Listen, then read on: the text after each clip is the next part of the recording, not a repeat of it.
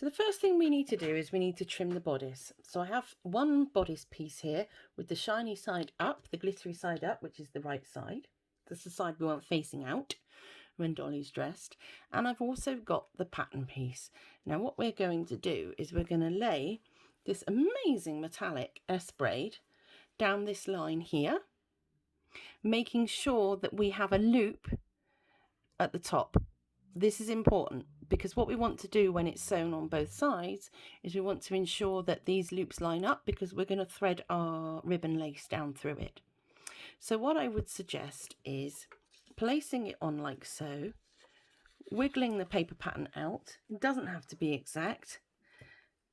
I'm just going to pop a quilting pin in there, and we're literally still with our stretch stitch going to sew a line down the center of that braid.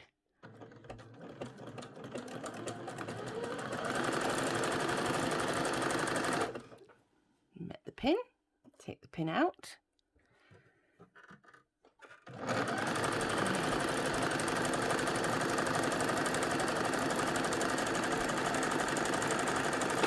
All the way down to the bottom.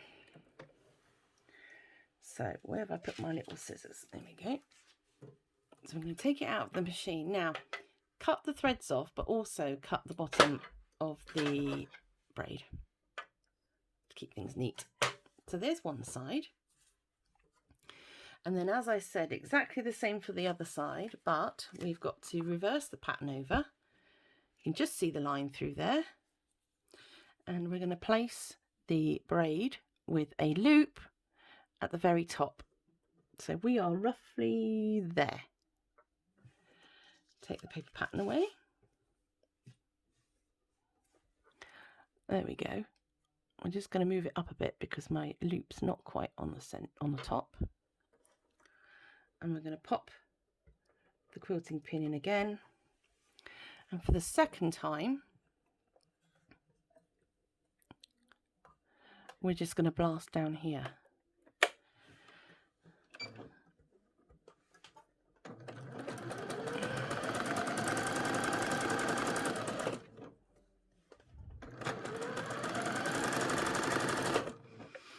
So move around a lot.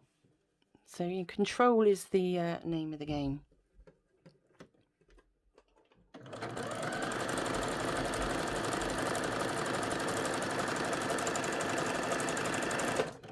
Brilliant. So that's our front bodice trimmed. Here we are. Wonderful. Now at the top, all we're going to do is we're going to flip it over and we're going to cut off these braiding pieces. We haven't had to worry too much about finishing off our stitching line, because actually what's going to happen is it's going to be encased in the seam. So let's just move all of our threads out the way. And so the next thing that we're going to do, the pattern says, join two bodice parts with right sides together at the side seam only. Okay. So we're going to layer on right sides together our next part of our bodice, and we're going to sew down this side.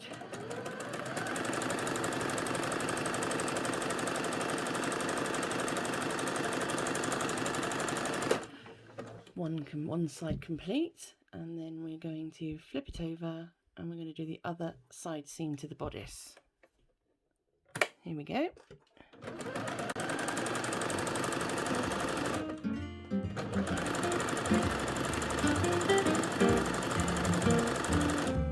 Wonderful. And so with the other two pieces, we're going to do exactly the same. We're going to put glittery sides together. So just under the light, which side's glittery? That side. So that is the right side. And we're going to sew these side seams together.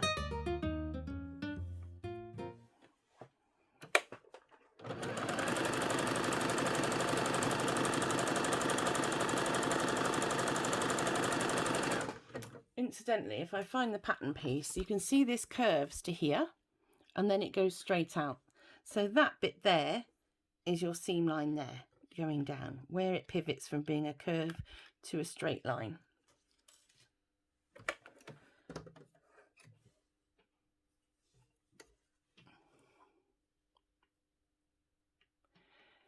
if you have clips instead of pins, you'd be much better off using them for this.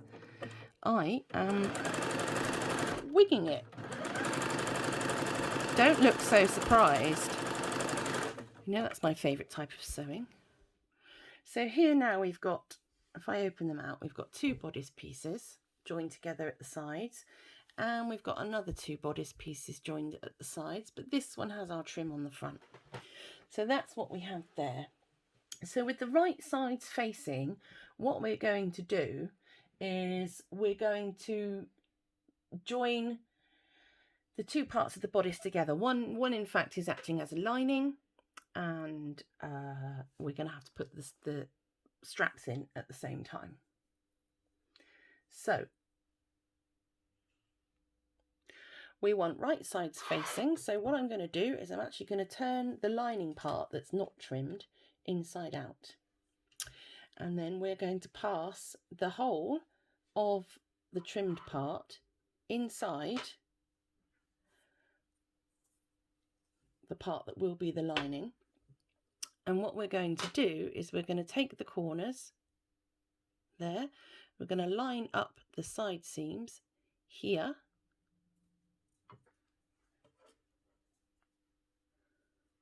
let's just put something in to hold it, and we're going to line up the back corners there. And we're not going to sew across the fronts just yet, because we're going to have to put the straps in. So what we're going to do is we're going to sew around here, then we're going to stop, and we're going to sew around, repeat the process on the other underarm area. So let's do that. When you come to the seams where we join the sides, you want to make sure that they're open and flat, and we still have our stretch stitch on.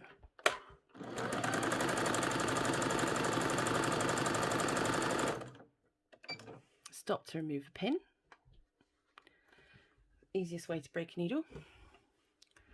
Oh, I have 1001 ways to break a needle, but that one is the quickest. Maybe I should make it into an ebook. Will it break a needle? Just keep sewing things that, do you know, I've gone a bit random now, sorry. I just keep sewing things to see whether they break needles or not. Now when we come to this part, the pattern's been designed so that when you come up with the seam allowance here, you're just going to catch the edge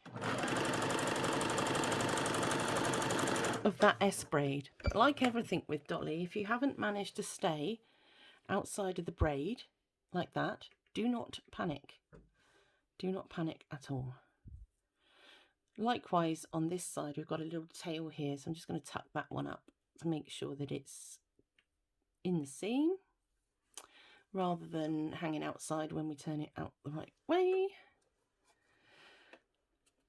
And I'll start off here. Fabulous. It's actually really nice lycra to work with. And we'll just make sure those seams are open before we put our foot down.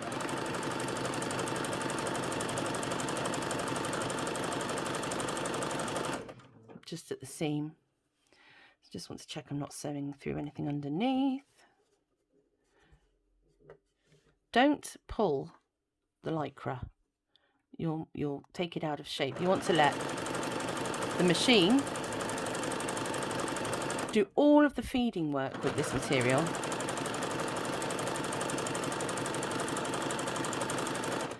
If you're lucky to have an overlocker, this is the ideal project to be using your overlocker on. You could even overlock the edges of the organza and not do a rolled hem, because you'd be using the overlocker to make a nice decorative hem. But for those of you that don't have one, I don't see the point in teasing you about how awesome overlockers are, and they really are, especially when dealing with knits. Not the knits that kids get in school, you know, knit fabrics, obviously. Right. So now what we're going to do is we're going to get the straps, And what we want to do is, with the right sides facing, we're going to insert one end of the strap in between the front and the lining, matching the raw edges. So this is the raw edge, and we're going to use the red spot on the pattern, which is here. So essentially it's just out to the outer edge. What we're going to do is we're going to feed the strap up through the bodice. So that's the center hole that goes all the way through, but what we want to do is open up the little sandwich between the inside and the outside lining. And we want to have the center groove facing up, because when it rolls over, yeah, it's going to be tucked on the inside. So literally, hello, pop it up through there. If you've still got the threads from when you made the straps on it, it will help. And just pop it in there.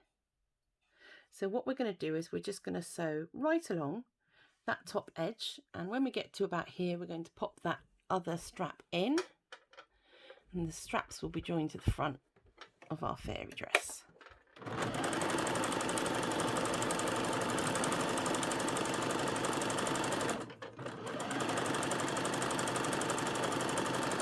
So we're just going to get our other second strap, centre line facing us, into our sandwich.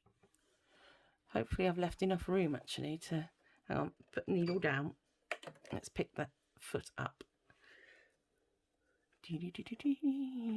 Pop, there it goes. And just nestle it in so that the raw edges meet, and it's just pushed to the edge there. And carry on sewing.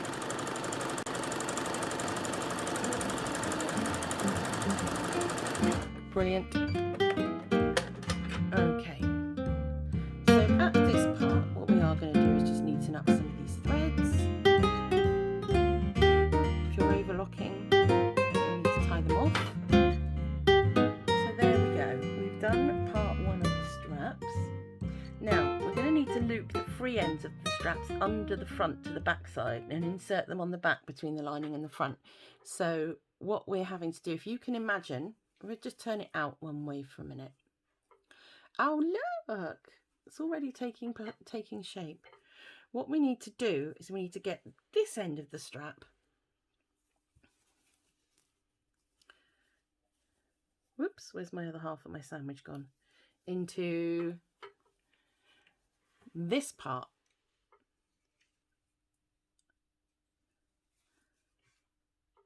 Goodness me. Right, let's turn it the right way around. Right, into this part. So a good way to do this is make up the bodice with the two strap heads in, and turn it out the way that it's going to be when it's sewn, which makes this part here, it's very unruly, which make this part here the part where our strap goes in. So all we're going to do is we're going to poke our strap in there, and then rather cleverly we're going to grab it from the inside, and that will show us the orientation that the strap needs to be in the garment. So you can just see the strap there. Just neaten it up slightly. Teasing it through. Right, now I will pop a pin in there, or a clip would be better, but I'm going to actually pin it up that way, facing the direction of the strap's going to come out, because I don't want it to wiggle away. And then conversely, similarly with the other side. Now we can see how our first strap has gone into the back here, which means we can copy it with this one. So nobody's straps are going to be the wrong way out, the wrong way up, inside out, or back to front. So that one's going to pop in there. So I'll just pop another pin in. And what we're going to do is we're going to sew across that back. So you can see our two straps in our sandwich. Start on the other side because I seem to have pinned both sides here. Okay. Threads out the back of the machine in case we need them to persuade the fabric through.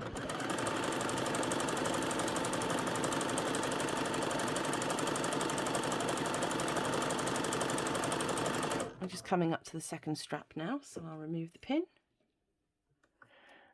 And you can feel it underneath, so just be sure to catch it in. Brilliant. So that should be our bodice made, and with any luck, if you match up all the raw ends at the bottom, you'll see we have an underarm, we have a strap, we have a front, we have a trim, and we have a second side. Yay, all our straps are in the right places. Brilliant. Right, so all we're going to do now is just make sure that these corners are pulled out, that everything's sitting nice and neat, and we're going to pop that to one side for later.